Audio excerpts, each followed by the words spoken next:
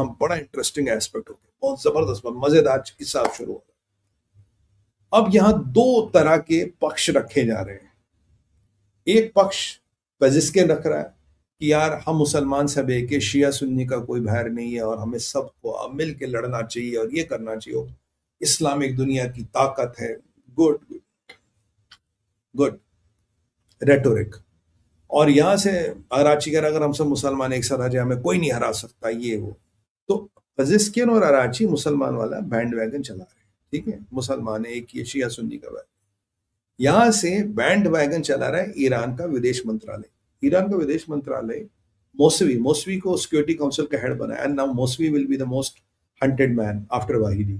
अब Vahidi number 1 hunted हुआ, Mousavi होगा तो इजरायली मौसवी तो आप जानते हो हेड बन गया होगा, तो ऑब्वियसली लिस्ट में ऊपर आ गया होगा।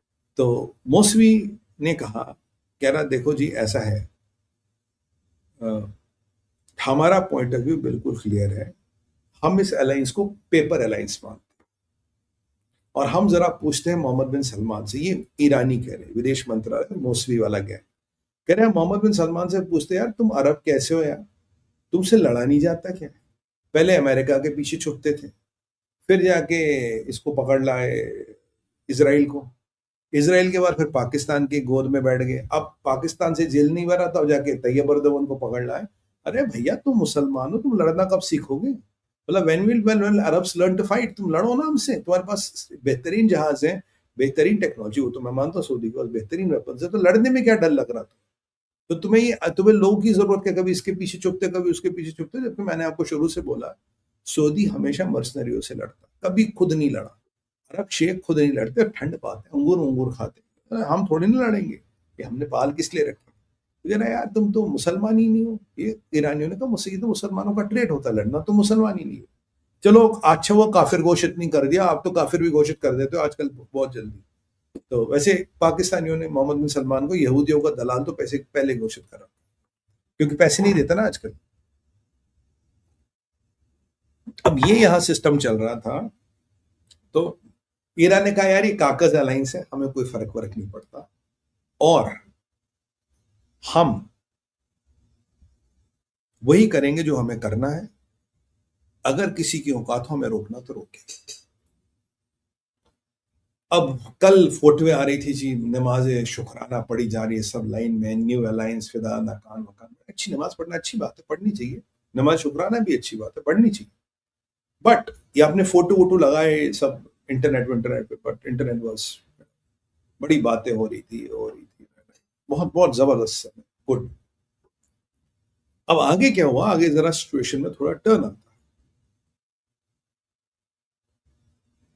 टेक्निकली ये अलायंस ईरान से लड़ने के लिए बना है, क्योंकि आपके पास ऑप्शन था, या तो आप इसराइल अमेरिका के साथ लड़ो या पाकिस्तान तुर्किया के साथ लड़ो। तैयब अर्दोगन ने बोला यार तू पाकिस्तान तुर्किया के साथ क्यों लड़ता है, सॉरी तू ईरान इसराइल और ईरान के साथ, हम है ना खड़े तुम्हारे लिए, हम लड़ेंगे आपके साथ, बस साइन कर लो यहाँ। अब मोहम्मद बिन सलमान के पास पैसे, दोनों कंगलों को पता, तुर्की वाला कंगला और शाहबाज, दोनों को पता इसके पास पैसे, लीच की तरह चिपक जाओ, इससे पैसे खींचो। दोनों लीच की तरह चिपक गए, लीच का काम होता खून चूसना। तो मोहम्मद बिन सलमान बोले टेंशन मत लो साहब, हम लड़ेंगे आपके लिए, टेंशन। ईरान ने देखा, बोला अच्छा तुम्हारे लिए लड़ने, अब तो तुम हमसे लड़ो। ईरान ने ये रिएक्शन नहीं दिया, अब इसराइली अमेरिका की बात, तब ये रिएक्शन नहीं दिया। ईरान ने क्या कर दिया साहब, सऊदी अरामको के सबसे बड़े गैस फील्ड और सबसे बड़े ऑयल फील्ड पे अटैक कर दिया, ऑयल ऑयल इंफ्रा, जबेल और जबीन में, दैट इज जबेल और जबीन में इन्होंने जाके अटैक कर दिया और इनकी वाट लगा दी। ये दोनों बड़ी इंस्टॉलेशन, मैं आपको नाम बता रहा हूँ, somewhere in my mobile phone, can tell you the name, कहाँ गया भाई नाम। अब इन दोनों ऑयल फील्ड्स पे जो अटैक हुआ है, गिव मी अ सेकंड,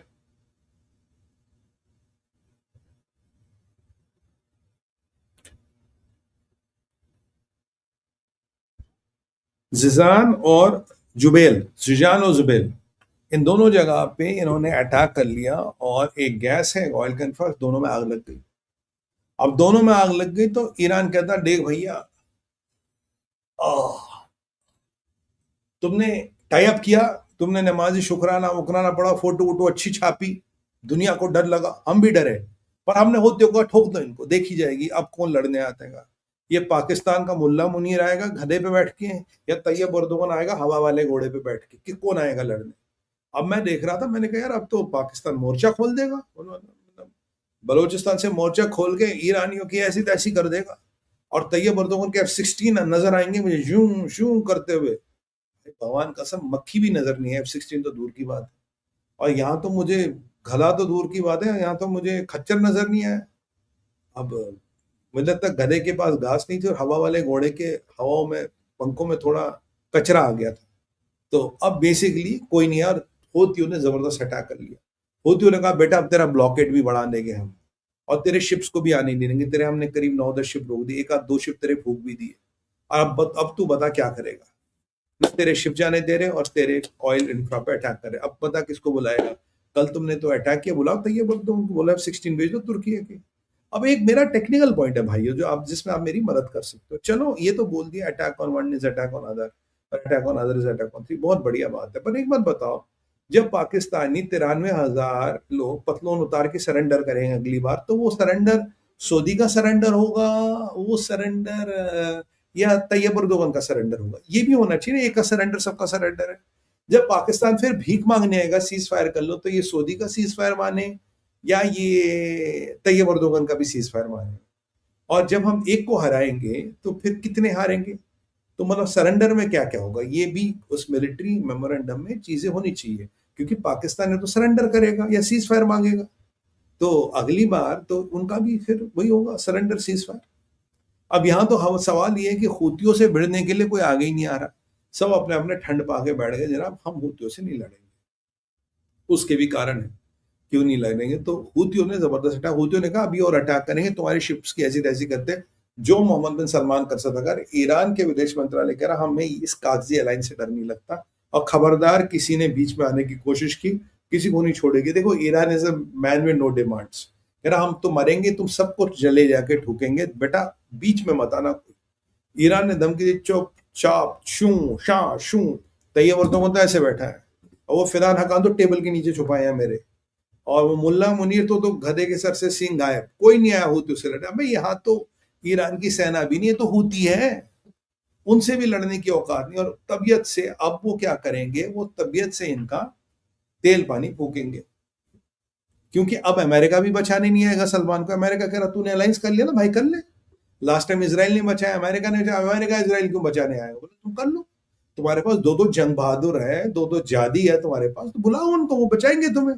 भाई हम तो काफिर है, एक यहूदी है और एक सुपर काफिर है, काफिर है हम तो, तुम्हारे पास तो दो पाक मुसलमान मुल्क है, बोलो बोलो बचाए तुम्हें शियाओं से, दोनों गायब, दोनों आएंगे नहीं बचाने। F-16 वगैरह इनके दिखे नहीं, तो मामला हो गया खराब। और यहाँ जरा आते पाकिस्तान, या ईरान ने पाकिस्तान को बोल दिया, बोला देखो बेटा पाकिस्तान जरा संभल के रहियो मुन्ना, अगर सोरियों के लिए हमसे भिड़े, हम तुम्हारी भजिया खोल देंगे यहाँ से, भजिया खोल देंगे यहाँ से बलोचिस्तान से।